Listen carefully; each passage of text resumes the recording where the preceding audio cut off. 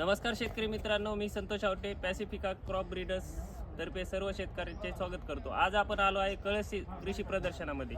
तुम्ही पाहत असताल की आज सध्याच्या कंडिशनला सर्वांना सगळ्या गोष्टी फास्ट पाहिजेत। याचा विचार करून आपल्या कंपनीने पॅसिफिका कंपनीची सुपर फास्ट ही व्हरायटी आणलेली। हिचा कालावधी जो आहे तो 90 दिवसाचा आहे, म्हणजे लवकर येणारं वाण आहे। अर्ली व्हरायटी ज्याला म्हणतो आपण, ती व्हरायटी ही।